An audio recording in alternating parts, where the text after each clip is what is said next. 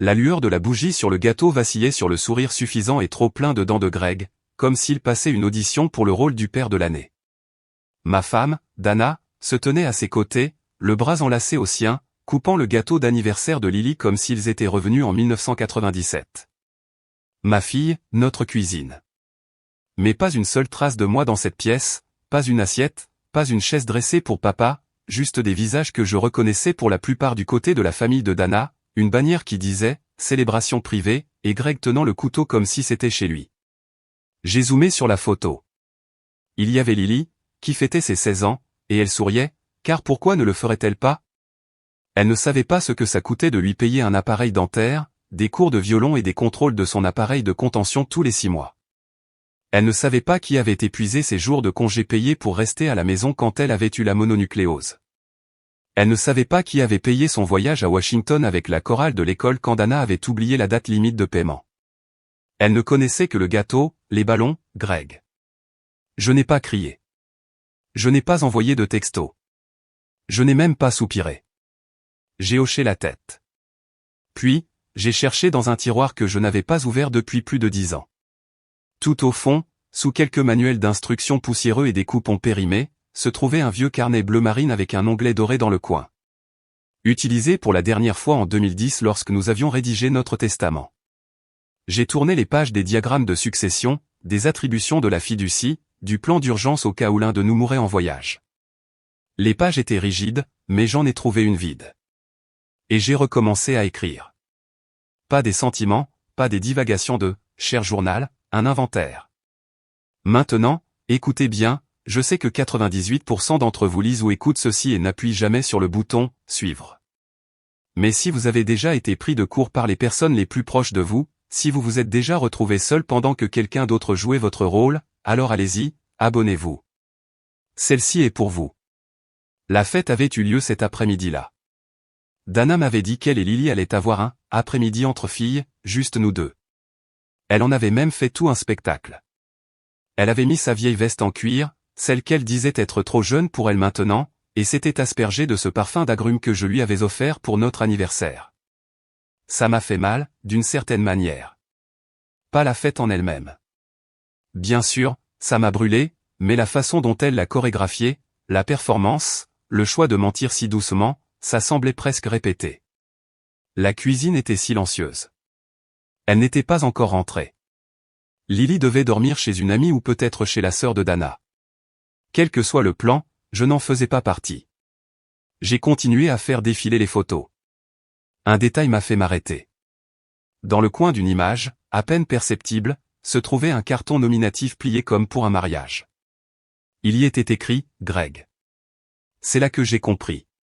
Ce n'était pas spontané. Ce n'était pas un barbecue improvisé dans le jardin. C'était planifié, avec un traiteur, décoré, avec des cartons nominatifs formels, des plans de table et des petits cadeaux pour les invités. Alors j'ai ouvert le carnet. J'ai écrit la date. Puis, 3 mots. Ligne rouge franchie. Lancement. C'est tout ce qu'il a fallu. Fini le déni. Fini d'essayer de reconquérir un espace dont j'avais été effacé en silence. Et définitivement, fini d'attendre qu'elle me jette des miettes de participation comme si je devais être reconnaissant qu'elle me laisse respirer dans le même code postal. Ils m'ont rendu invisible. Ils pensaient que je le resterais. Mais s'il y a une chose que j'ai apprise en 62 ans, c'est celle-ci, les experts en sinistre ne laissent jamais de traces écrites, à moins qu'ils ne veuillent que quelqu'un la suive. Et j'étais sur le point de laisser une sacrée trace. Elle est entrée comme si de rien n'était. A enlevé ses chaussures près de la porte, a jeté son sac à main sur la table d'appoint et a fredonné ce même stupide air qu'elle fredonne toujours quand elle pense s'en être tirée à bon compte. Hooked on a feeling. Ce vieux tube des années 70. Celui qu'elle mettait en boucle quand Lily est née. Celui qui me faisait penser au voyage en famille et au biberon. Maintenant, il me retournait l'estomac. Elle ne m'a même pas regardé en passant par la cuisine. Juste un « Salut chérie », longue journée, désinvolte, comme si j'avais passé les 6 dernières heures sur un tapis de course de la médiocrité au lieu d'être assis ici à regarder mon rôle dans la vie de ma fille être confié à un divorcé souriant en pantalon kaki. Pas un mot sur la fête, pas un mot sur Greg, ce qui, franchement, a aggravé les choses. Si elle était arrivée en lançant des excuses, en bégayant quelque chose comme « tu n'aurais pas aimé de toute façon » ou « c'était de dernière minute », cela aurait au moins reconnu mon existence. Mais ça, c'était un coup de rasoir servi avec un calme de camomille. Elle s'est servi un verre de vin, a utilisé les verres élégants que nous ne sortions que pour les anniversaires, s'est assise sur le canapé, a regardé son téléphone et a même ri un peu de n'importe quelle bêtise qu'elle regardait. Je n'ai pas posé de questions, pas un mot. Au lieu de cela, je me suis levé et j'ai marché dans le couloir, passant devant le mur de photos avec toutes les images qui racontaient une version très sélective de notre vie. Des portraits de famille où mon bras était coupé. Dana et Lily à la plage. Dana et Lily à un cours de cuisine. Dana et Lily et Greg. Celle-ci a dû se glisser là récemment. Je l'avais déjà vue. Dana avait dit que c'était juste pour le fun, une relique. Mais maintenant, je l'ai regardée de plus près. Elle était datée de l'année dernière. Je suis entré dans mon bureau, j'ai fermé la porte, j'ai allumé la lampe de bureau, celle avec l'abat-jour en verre opaque et la base en laiton que j'avais achetée dans une friperie parce qu'elle avait l'air d'avocat. Et puis j'ai composé le numéro. Il n'avait pas changé. Même indicatif régional, même 5 sonneries avant le clic et cette voix familière. Allemand et Grive, spécialiste en patrimoine et actifs. Comment puis-je diriger votre appel? C'est Thomas Arrow, ai-je dit. J'aimerais parler directement à Monsieur Allemand. Il s'est occupé de mon plan patrimonial en 2010. Un instant, monsieur. Un autre clic, puis le ton doux et paternel de Gérald Allemand lui-même. Tom, dit-il, ça fait des années. Tout va bien? Parlons des contingences, ai-je répondu. Il a fait une pause. Ce mot signifie quelque chose pour les avocats. Contingence? Cela signifie que vous vous préparez à un changement, à une déviation, à un désastre que vous attendez déjà mais que vous n'avez pas encore détaillé. Cela signifie que vous êtes prêt à agir, mais chirurgicalement. Nous avons parlé pendant 40 minutes. Pas de drame, pas de larmes. J'ai exposé les bases. Il n'a pas cherché à connaître les émotions, c'est pour ça que je l'appréciais en premier lieu. Allemand n'avait pas besoin du drame. Il avait besoin de faits, de dates, de listes d'actifs, de biens propres contre biens matrimoniaux, de déclencheurs de clauses de révocation, d'options de fiducie irrévocables. Je lui ai tout donné. Et quand j'ai raccroché, nous avions mis en place un cadre silencieux. Pas de vengeance, pas encore, juste de la protection. Un pare-feu entre moi et le fantasme que Dana avait commencé à construire. Elle voulait jouer à la famille avec Greg. Très bien. Mais je n'allais pas le financer. Pas avec mes économies, pas avec ma patience, et pas avec le fonds en fiducie que j'avais passé des années à constituer avec des audits indépendants, des heures supplémentaires et des primes dont elle ne s'était jamais souciée. Elle est allée se coucher en fredonnant. Je suis resté dans mon fauteuil, le carnet ouvert, relisant la phrase que j'avais écrite plus tôt. Ligne rouge franchie. Lancement. C'était lancé, mais pas de la manière dont elle s'y attendait. Pas de rage, pas de cris, juste des chiffres, des dates, des papiers, le genre de tonnerre silencieux. Exactement à 7h42, mon téléphone a vibré avec une notification que je n'étais pas censé recevoir. Facebook, une identification d'une des vieilles amies de yoga de Dana, Carla, celle avec les citations passives-agressives sur le fait de manifester des limites saines et de libérer les énergies toxiques, tout en couchant avec son chiropracteur. Elle avait posté un carrousel de précieux souvenirs d'hier. La première photo, Greg avec du glaçage sur le nez, Dana l'essuyant comme dans une publicité Hallmark. Lily entre eux, les yeux mi-clos mais souriante, portant un chapeau de fête avec de petits soleils dorés imprimés dessus. La légende disait, la famille d'abord cœur rouge si reconnaissante pour la célébration remplie d'amour d'hier. Hashtag famille heureuse hashtag papa bonu dièse vraiment honnête. Et juste là, juste en dessous, Dana héros identifié. Elle avait oublié de me bloquer. L'ironie m'a frappé comme une brique dans les côtes. Dana, la femme qui vérifiait autrefois 3 fois chaque paramètre de confidentialité comme si sa vie en dépendait, avait oublié la chose la plus élémentaire. Dans son petit fantasme de faire comme si je n'existais pas, elle a laissé son arrogance l'emporter sur son souci du détail. J'ai cliqué sur « Enregistrer la photo ». Puis j'ai ouvert un dossier sur mon bureau que je n'avais pas touché depuis des années.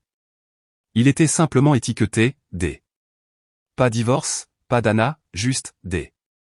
Et à l'intérieur, niché dans une série de sous-dossiers inoffensifs étiquetés avec des choses comme « Impôt 2014 » et « Documents de travail », se trouvait un fichier synchronisé, un miroir complet du cloud familial partagé.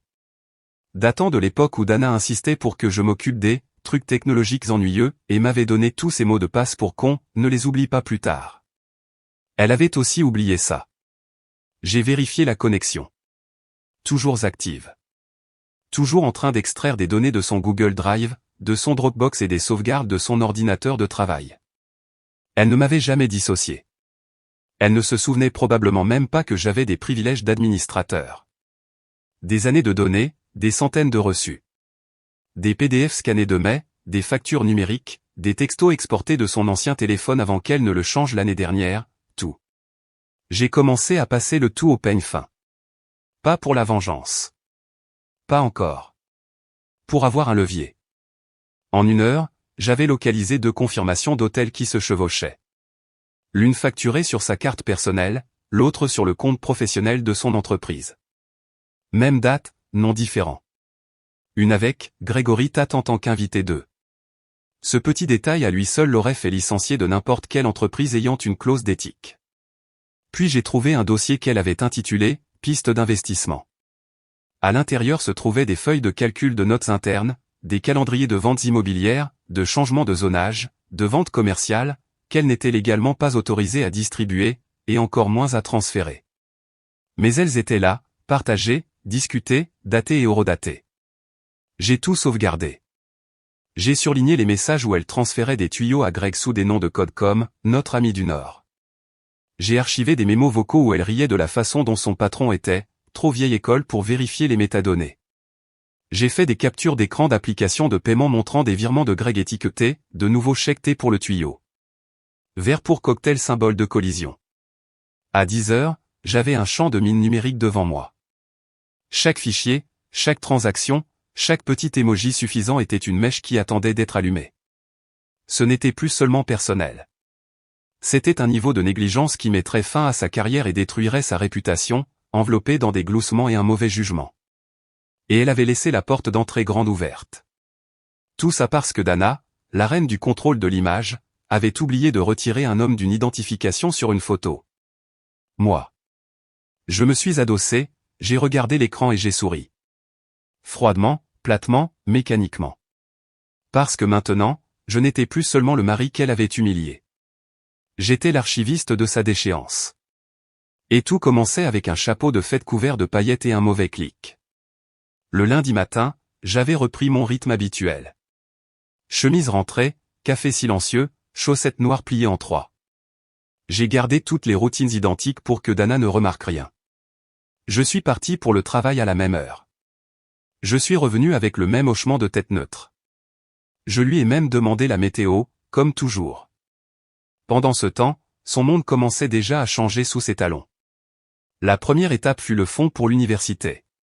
Ce que Dana ne savait pas, et ne s'était jamais assez soucié de demander, c'est que la majeure partie de l'argent pour les études de Lily provenait d'un petit héritage que j'avais reçu après le décès de ma tante.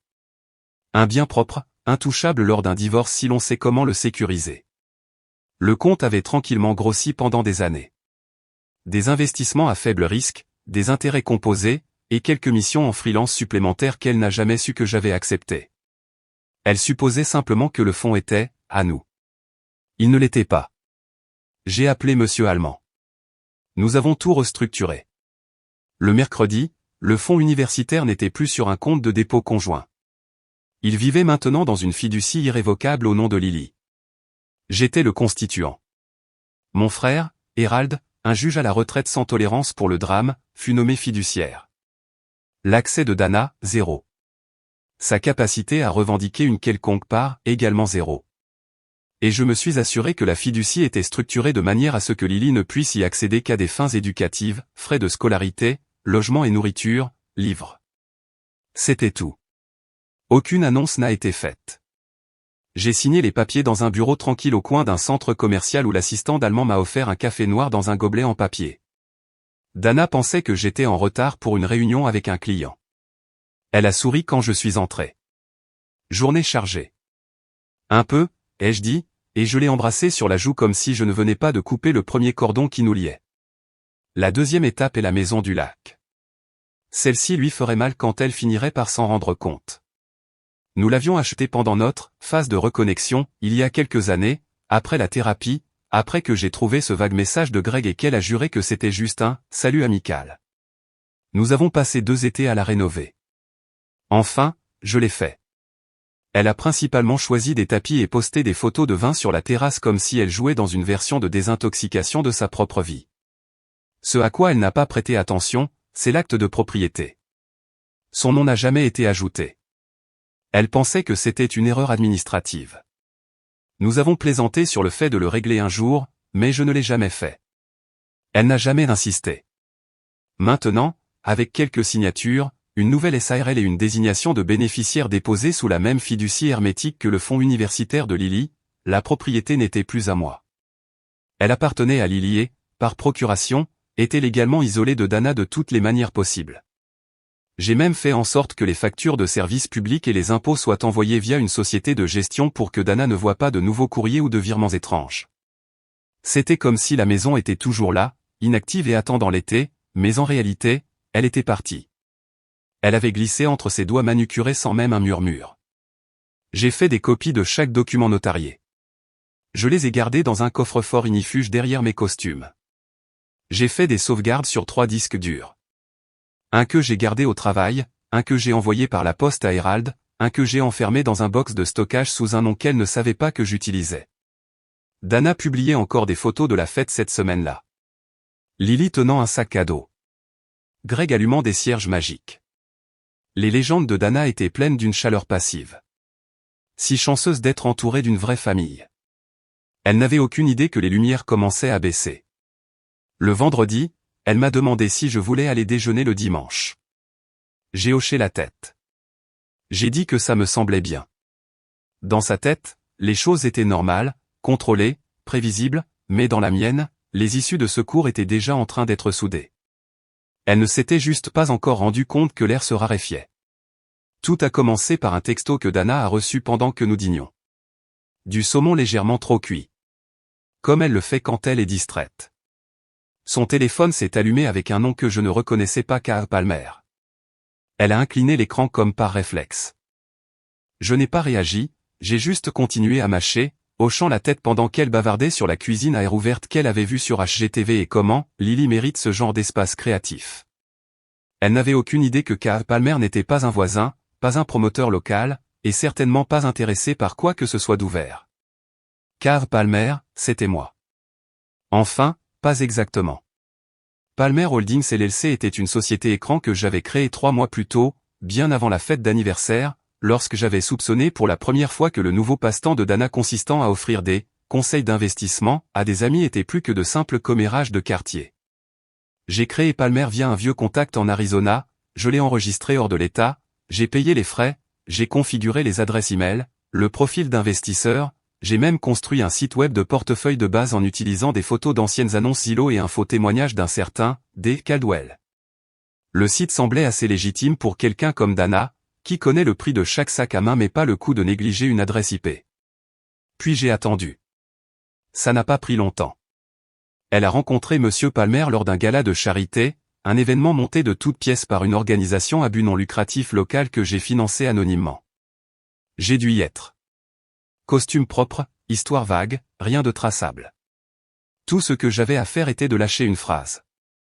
Nous sommes toujours à la recherche de niches sous-évaluées avec une influence de l'intérieur.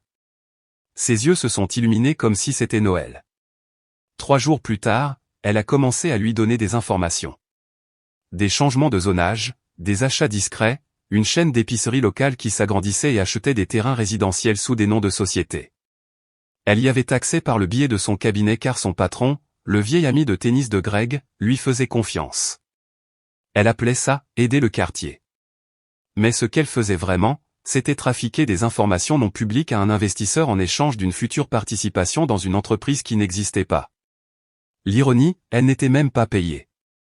Juste la promesse d'un statut de cofondatrice et de pourcentage une fois le portefeuille arrivé à maturité. Elle m'a dit un matin, autour d'un café, qu'elle faisait enfin quelque chose pour elle-même, et que Palmer croit vraiment en mes instincts. Ses instincts, bien sûr. J'ai tout documenté. Des captures d'écran de ses textos à l'alias Palmer, des messages vocaux où elle lâchait des phrases comme « Ne dis à personne que je t'ai dit ça, mais… » Des pièces jointes PDF qu'elle envoyait par email depuis le serveur interne de son entreprise.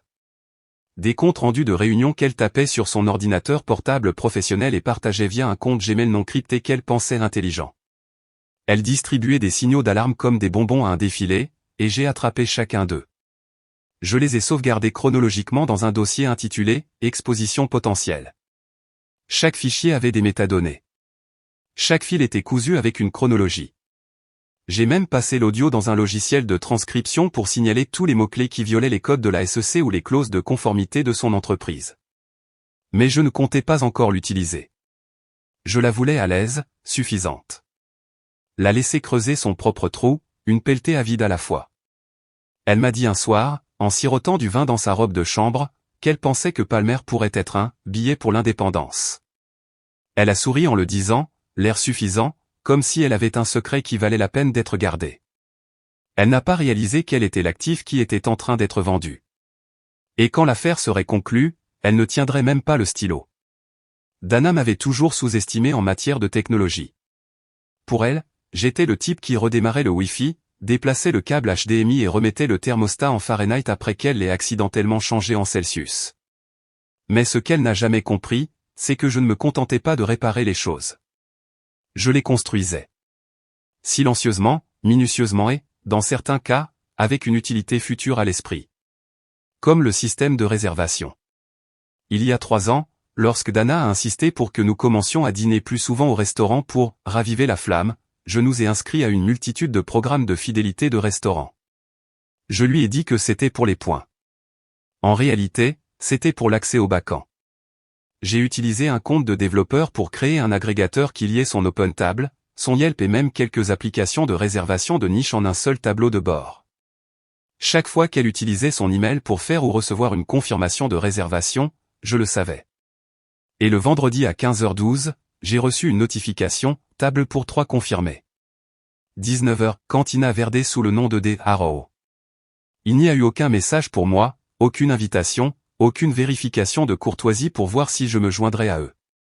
Juste elle, réservant une table pour elle-même, notre fille et Greg, sous son nom, comme si elle était désormais la maîtresse du récit familial. Lily, à son crédit, m'a envoyé un texto vers 17h. Salut papa. Maman m'a invité à dîner avec Greg. Elle a dit que c'était juste informel. Ça te va si j'y vais? J'ai fait une pause avant de répondre. Mon pouce planait au-dessus du clavier. Elle avait 16 ans, assez grande pour capter le ton. Trop jeune pour lire le sous-entendu entre des adultes qui essaient de s'effacer mutuellement. J'ai répondu, bien sûr, ma puce. Amuse-toi bien. Dis au serveur de ne pas trop forcer sur les fruits de mer pour Greg s'il est toujours allergique. Clin d'œil. Elle n'a pas saisi le sarcasme, mais moi si. J'ai ensuite ouvert le tableau de bord, j'ai récupéré l'idée de la réservation et je suis entré dans le système de réservation de Cantina Verde en utilisant l'accès administrateur générique qu'il m'avait envoyé par email il y a des années lorsque je m'étais porté volontaire pour tester leur API pour mon propre tracker de points. J'ai annulé la réservation en silence, les marqué comme « groupe non confirmé ». 10 minutes plus tard, un email d'annulation générique a été envoyé dans la boîte de réception de Dana. Elle ne l'a probablement jamais vu. Gmail avait l'habitude de classer ces choses dans les promotions ou les spams. À 19h13, je buvais du thé à la maison quand Lily a de nouveau envoyé un texto. Pas de table. On est là à attendre, MDR. Greg a l'air confus. Maman est énervée. Je crois qu'on va ailleurs. Je n'ai pas répondu. J'ai juste souri à la vapeur qui s'élevait de ma tasse. Greg finirait par payer l'addition. Dana détestait payer si elle n'avait pas planifié la soirée. Elle appelait ça du « travail émotionnel ». Il pensait probablement que la soirée se terminerait avec des bougies et une conclusion. Au lieu de cela, il a eu des enchiladas tièdes dans un restaurant à 3 pâtés de maison et un retour en silence passif-agressif à son appartement. Mais le vrai coup est arrivé plus tard, à 21h04. Le téléphone de Dana a vibré avec un message qu'elle a, lui, remarqué. Urge, alerte de conformité potentielle. Avez-vous partagé des dossiers de zonage de 2019 à l'externe? Veuillez appeler dès lundi matin. Cynthia, service juridique. Le masque est tombé. Elle a fixé l'écran plus longtemps qu'elle ne le voulait.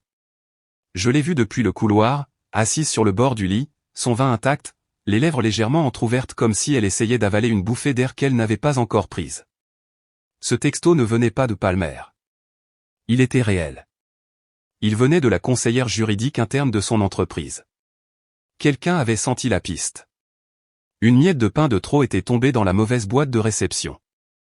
Elle est restée assise un moment, figée, puis a posé le téléphone, l'a repris, l'a regardé, l'a verrouillé, l'a déverrouillé. Comme si un autre message pouvait changer si elle clignait des yeux assez vite. Mais ce n'est pas arrivé. Et pour la première fois depuis des semaines, elle n'a pas fredonné, elle ne s'est pas pavanée dans la maison avec sa confiance tranquille. Elle est juste restée immobile, silencieuse, comme une femme qui réalise soudain que les projecteurs sont allumés et qu'elle n'est pas celle qui a le script. Le samedi après-midi, Dana est rentrée plus tôt que d'habitude de son rendez-vous de massage. Elle a dit que l'énergie était bizarre et qu'elle n'arrivait tout simplement pas à se connecter à sa respiration. C'était sa nouvelle manie dernièrement. Énergie, cristaux, exercice de respiration. Tout ce qui était assez intangible pour lui permettre d'ignorer ce qui se resserrait lentement autour d'elle. Elle est entrée pieds nus, a posé ses clés avec le tintement habituel et a crié « Je suis rentrée », comme si j'allais l'accueillir avec un sourire de sitcom et un baiser de bienvenue. Je n'ai pas répondu. J'étais dans le garage, en train de resserrer la serrure du classeur où se trouvait la trace écrite. Elle a erré dans la maison un moment, a probablement remarqué le silence, puis est montée à l'étage. La porte du dressing était déjà entr'ouverte. Elle a hésité en la voyant. Dana déteste que les choses soient entr'ouvertes. C'est une obsession chez elle. Les portes doivent être fermées, les tiroirs poussés, les chaussures alignées comme des soldats. Alors, quand elle a vu la douce lumière blanche du couloir tomber sur le tapis à l'intérieur du placard, elle a su que quelque chose n'allait pas. Pas un danger, exactement, mais quelque chose qui clochait. À l'intérieur du tiroir central, habituellement rempli de boîtes à bijoux et de quelques écharpes hors de prix, se trouvait une seule enveloppe. Pas de nom, pas d'écriture, juste du papier crème plié proprement, placé au centre mort comme si quelqu'un avait mesuré les angles. Elle l'a ouverte. La première chose qu'elle a vue était un en-tête imprimé en gras. Violation de la politique de confidentialité interne, résumé de l'examen. Et juste en dessous, le logo de son entreprise. Pas une copie, pas un faux d'internet, le véritable papier à en-tête. La page listait 10 infractions distinctes, date spécifique, objet de mai, nom de fichier, destinataires externes, tout étant lié à elle. Au bas de la page, sur une ligne vierge en Times New Roman, se trouvaient 2 mots. Voir pièce jointe. Elle a failli manquer la clé USB. Elle était discrètement collée au dos de l'enveloppe. Noir mat, sans marque, sans étiquette, juste assez de mystère pour la tirer. Elle l'a branchée sur son ordinateur portable comme une femme poursuivant la preuve que ce n'était pas réel. Le premier fichier s'est lu automatiquement. Sa propre voix. Son rire. Je veux dire, ce n'est pas comme s'ils allaient m'auditer. Ça fait 10 ans que je suis là et Bob ne sait même pas comment utiliser son propre scanner. Greg, écoute. Le zonage de Oak Street va changer. Ce n'est pas encore public, mais ça se fait. Discrètement. Si tu achètes maintenant, tu doubleras ton rendement. Silence. Puis un autre extrait. Oui, j'ai extrait les rapports sur l'eau du réseau interne. Personne ne regarde ce tableau de bord. Il est vieux. Tu ne risques rien. Extrait après extrait. Elle parlant à Greg, chuchotant, riant, des noms, des détails, des conseils, chaque phrase une violation. Elle a arraché la clé USB comme si elle lui brûlait les doigts. Mais le mal était fait. Son écran affichait toujours les noms des dossiers. Datés, horodatés, archivés, accablants. Elle est restée là, respirant difficilement, ses yeux se déplaçant rapidement comme si elle s'attendait à ce que quelqu'un sorte du placard en criant « Je t'ai eu ». Mais personne n'est venu, seulement son reflet dans le miroir de la coiffeuse, le visage rouge, la lèvre tremblant légèrement. Elle a vérifié la porte d'entrée, toujours verrouillée. Elle a crié « Thomas », avec ce même ton étrange qu'elle avait utilisé une fois quand Lily s'était écorché le genou à la piscine et qu'elle avait besoin que quelqu'un d'autre vienne s'occuper du sang. Je n'ai pas répondu. Je la laissais mijoter dans son propre jus. Elle a fait les 100 pas un moment, a pris son téléphone, a appelé Greg, directement sur sa messagerie vocale. A réessayé, toujours rien. Ses mains tremblaient maintenant, tenant le téléphone des deux mains comme s'il pouvait lui glisser des doigts. Quand le silence est resté solide et ininterrompu, elle s'est effondrée sur le lit. Pas l'effondrement dramatique de film, juste un lent affaissement engourdi. Une femme qui avait enfin entendu sa propre voix de l'extérieur et réalisé qu'elle ne sonnait pas comme elle le pensait. Pas confiante, pas intelligente, complice. Et dans le couloir, derrière une porte fermée, j'écoutais. Pas parce que j'en avais besoin, mais parce que certaines performances méritent un public. La retraite était son idée. J'ai besoin d'espace pour me recentrer, a-t-elle dit, étirant les syllabes comme si elle passait une audition pour une publicité de spa. C'était un week-end, yoga au clair de lune et écrite et traumatisme, dans le nord de l'État. Greg n'y allait pas supposément. Que des femmes. Pas de distraction, a-t-elle dit, ce qui, dans le langage de Dana, signifiait qu'elle essayait de paraître innocente pendant que sa vie se vidait de sa culpabilité. Elle est partie le vendredi matin dans son pantalon large, un sac de sport rempli de sérum de peau hors de prix et ce faux sourire serein qu'elle arbore quand elle pense avoir le contrôle du récit. Elle ne l'avait pas. À midi, le serrurier est arrivé. 2, en fait. Un pour l'extérieur, un pour les portes du garage. J'avais déjà sorti l'acte de propriété du coffre-fort ignifuge et envoyé des copies scannées à Allemand. La maison était enregistrée sous une société écran que j'avais silencieusement transférée à la fiducie de Lily, légalement et sans la signature de Dana. Elle n'avait pas remarqué le nouveau dépôt de titre une semaine plus tôt. Elle ne lisait jamais le courrier s'il ne disait pas « Sephora » ou « Urgent ». Après avoir changé les serrures, j'ai remplacé l'ensemble du système de sécurité. Nouveau fournisseur, nouvelle caméra, nouvelle application. J'ai supprimé son compte utilisateur de chaque panneau. Même le clavier près du vestibule, son entrée préférée, a été effacé. J'ai installé un accès biométrique. Le mien uniquement. Le samedi soir, l'endroit ne lui ressemblait plus. J'ai parcouru chaque pièce avec un porte-bloc, cataloguant tout. Pas pour le tribunal, juste pour moi, pour l'ordre. Pour mémoire. J'ai soigneusement emballé ces bijoux et les ai laissés dans un bac clairement étiqueté dans le placard du couloir. Je ne voulais pas de vengeance. Pas le genre stupide et mesquin. Je la voulais dehors. Proprement, légalement, définitivement. La cuisine sentait encore faiblement ses bougies à la lavande. Je les ai jetées à la poubelle. Le dimanche, j'ai imprimé la vie. En gros caractères gras. Du papier blanc scotché directement sur la boîte aux lettres. Défense d'entrée. Locaux sous révision par un fiduciaire désigné par le tribunal. L'entrée sans autorisation constitue une violation de propriété. Je l'ai même plastifié. Pas pour le drame, juste pour la durabilité. La météo annonçait de la pluie. J'ai laissé sa valise et son tapis de yoga sur le porche. Je n'ai rien touché d'autre. Je les ai juste posés debout, proprement, comme si je respectais la sortie. Je ne voulais pas qu'elle rentre et trouve le chaos. Je voulais qu'elle rentre et trouve l'absence.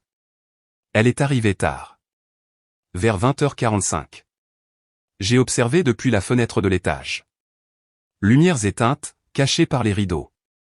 Elle est sortie de la voiture lentement, le téléphone dans une main, sa bouteille d'eau réutilisable dans l'autre, s'attendant probablement à ce que j'ouvre la porte, peut-être même que je lui serve du thé, peut-être que j'écoute une histoire sur le bienfait de son week-end. Elle est montée, guillerette, puis a vu le papier sur la boîte aux lettres. Elle a fait une pause, l'a lu, et ce sourire s'est estompé si vite qu'on pouvait sentir le froid remonter le long de sa colonne vertébrale de l'autre côté de la pelouse.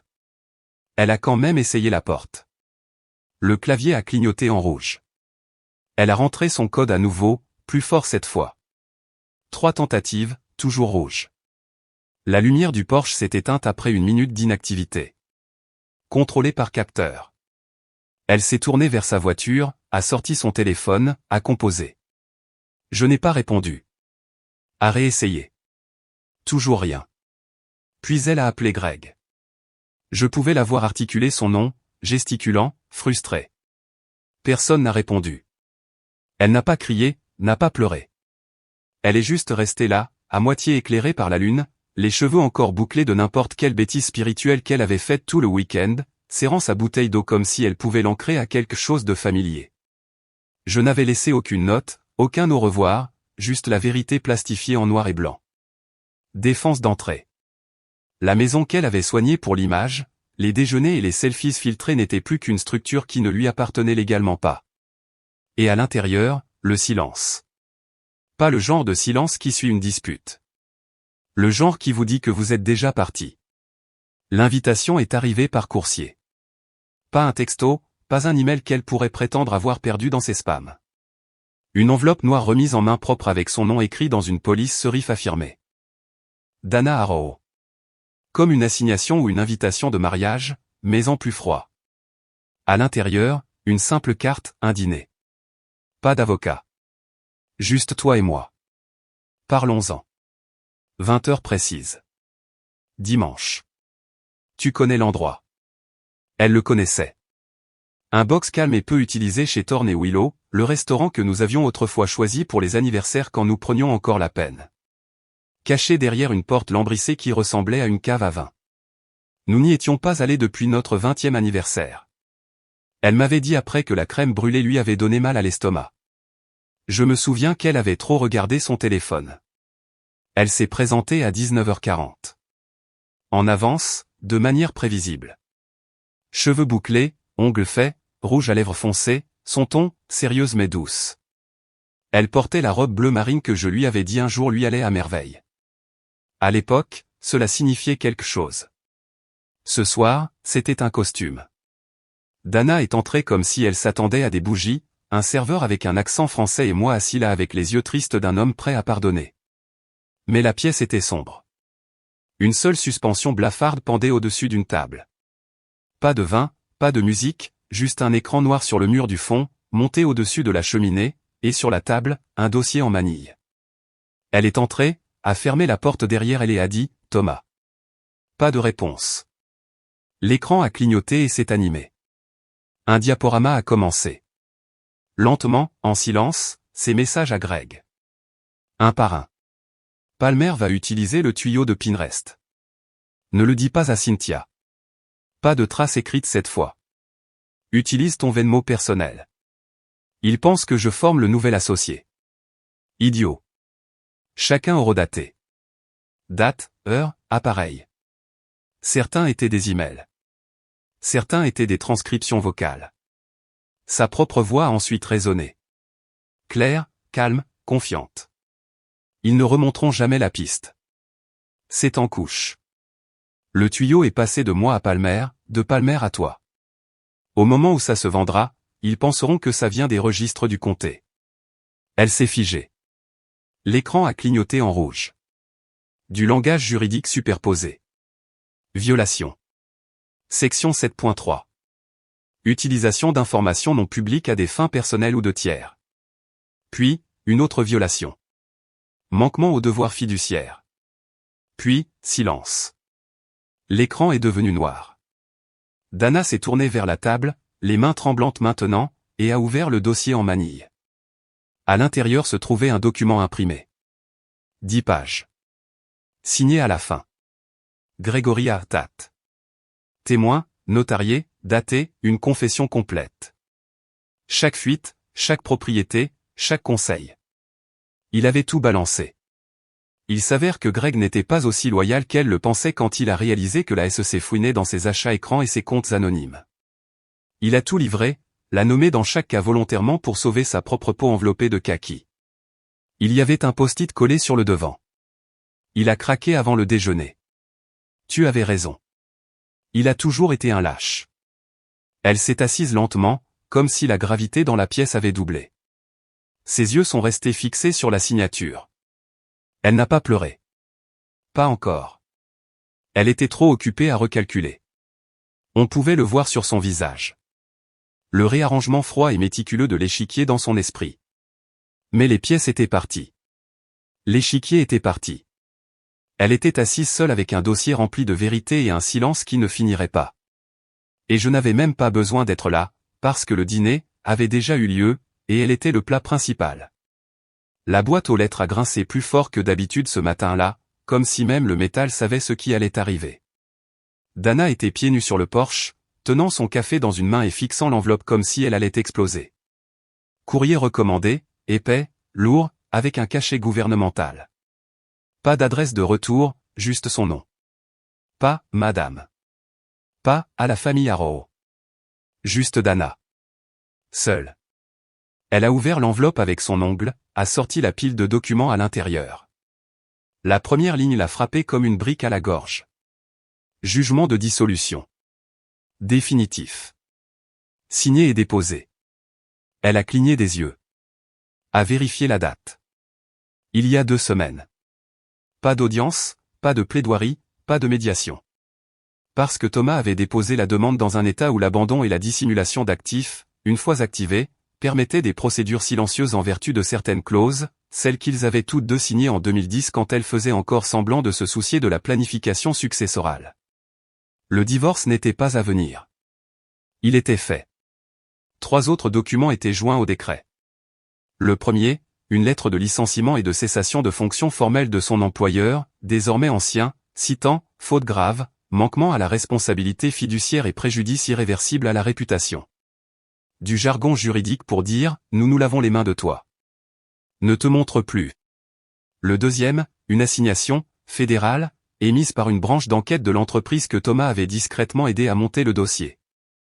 À partir des mêmes données que Dana elle-même avait transférées avec suffisance en secret, l'entité coopérait désormais pleinement avec les régulateurs. Son nom était surligné en première page. Et le troisième, le transfert de l'acte de propriété. Signé, notarié, transfert de propriété unique à la fiducie de Lily Arrow. La maison, celle qu'elle utilisait autrefois pour des photos Instagram soignées et des dégustations de vin dans le jardin, celle qu'elle avait imaginé redécorée dans des tons neutres du désert après le divorce, était partie. Pas vendue, donnée à Lily. Pas à elle, pas partagée, pas contestée et non remboursable. La dernière page avait un petit post-it joint, jaune, plié proprement. Il disait, dans l'écriture distinctive et directe de Thomas, ce n'est pas une vengeance. C'est un dénouement. Je ne te verrai pas au tribunal car j'en ai déjà assez vu. En dessous, une carte de visite imprimée, crème, avec une police simple. Gérald Allemand, ESQ. Stratégie d'actifs. Planification successorale. Solution de sortie silencieuse. Elle s'est assise sur le perron, sans téléphone à la main. Pas de voix pour crier, personne à appeler qui répondrait. La voiture n'était pas la sienne. Le compte en banque avait été vidé légalement, éthiquement et définitivement des mois auparavant. Ce qui restait était ce qu'elle avait apporté au mariage, et cela ne prenait pas beaucoup de place. À l'intérieur, la maison était silencieuse. Trop silencieuse. Pas de musique, pas de pas d'adolescente, pas de fredonnement dans la cuisine. Juste le bruit d'une femme assise dans un endroit qui ne lui appartenait plus, tenant des papiers qu'elle n'aurait jamais pensé lire, réalisant que chaque dernière décision qu'elle avait autrefois rejetée comme des trucs ennuyeux de Thomas s'était aiguisée en arme de précision. Pas de police, pas de cris, juste une sortie finale et chirurgicale. Et quelque part, peut-être dans un autre état, peut-être pas, Thomas pliait probablement ses chemises comme il le faisait toujours. Pliage en 3. Fredonnant silencieusement comme si de rien n'était. Mais maintenant, il lui avait laissé un panneau publicitaire dans le cerveau, et il disait en permanence, « Tu m'as effacé, alors j'ai réécrit la fin ». C'est incroyable comme certaines personnes ne réalisent pas que ce sont les gens calmes qu'il ne faut vraiment pas chercher. Thomas n'a pas crié, il n'a pas supplié. Il a simplement observé, planifié et agi avec une précision chirurgicale. Honnêtement, il y a quelque chose de profondément satisfaisant à voir quelqu'un revendiquer sa dignité sans élever la voix.